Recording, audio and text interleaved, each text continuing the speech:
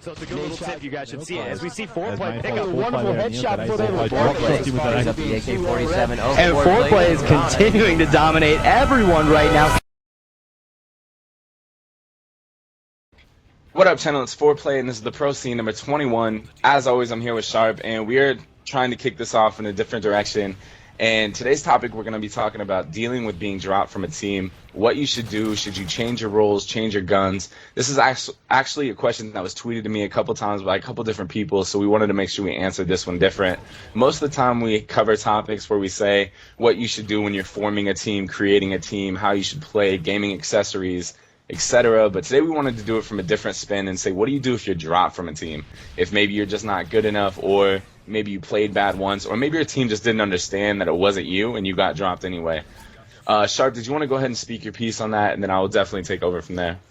All right, so the first thing that I want to kind of start off, especially speaking from experience, is you don't want to burn any bridges. And what I mean by that is, if you get dropped from a team, you don't want to verbally or over Twitter attack someone, the person that dropped you. And the same goes if you're dropping the person. Like, you don't want to be like, oh, this guy sucks, he's getting dropped, or oh, I don't even need that team, I was leaving anyway. And let me just say from experience, I was on Resistance for Columbus, and we went to the event. We actually practiced pretty hard. We thought we were prepared for that event, but it just didn't turn out that well. Caught a couple unlucky breaks. And then after the event, Liar, I believe, made a video about me.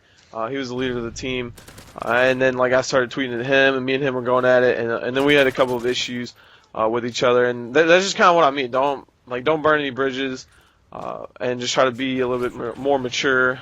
Be more mature than I was in that situation.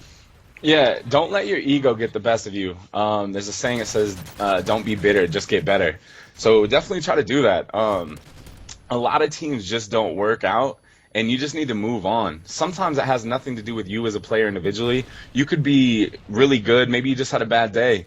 And so many teams will break up over one game or 1 week. And especially nowadays, nobody wants to work through issues. Everyone wants the quick team that's so good. They want to be the top AM team, the top pro team.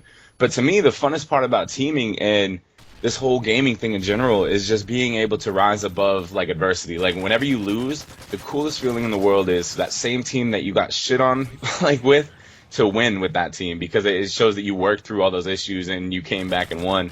I think you should never change your role or what gun you use for anybody unless you just want to change your position, because this gaming is all about focusing on yourself and focusing on what you want to do, because that's the only way you're going to have fun with it. I know Sharp, for example, I'm going to use this. We converted Sharp from a Slayer in Modern Warfare 2 to an objective player, and he hated it because we had no other person that could run the flag like that. I was so stuck on being a support player, and it ended up working out so great because we had Stainville and Proofy as top tier Slayers then. And then I was so committed on being the best support player in the game to where I helped him, which I would say I did a great job. Give me some credit here. I think I just didn't like it because it was so boring. I mean, you guys killed everybody, and I just ran down across a bunch of dead bodies and grabbed flags.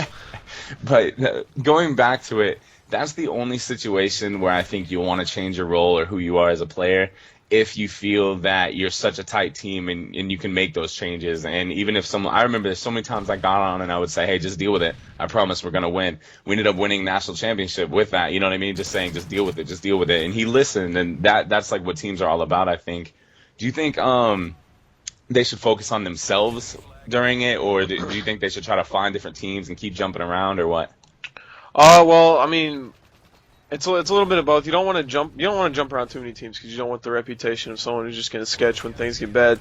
But there are situations where maybe you can make your own team if you're dealing with sketchy people and a lot of leaders they just drop you over losing a scrim or something, and then you can try to build your team from the ground up.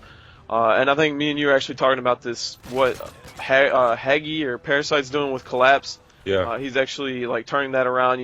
Too quick kept dropping him and all that stuff. Team leaders kept changing, but he's stuck with Collapse, and now he's trying to build it up. He's the leader of the team now. Yeah, and that's another thing what gaming is about. I know we're kind of off topic, but it's kind of all about branding yourself as a player and a team. But I'm pretty sure that's going to wrap it up. I really don't have much more to talk about in this, do you? No, that's pretty much it. All right, as always, this is Foreplay and Sharp of the Eagle Killer Nation and Pro Scene. Peace.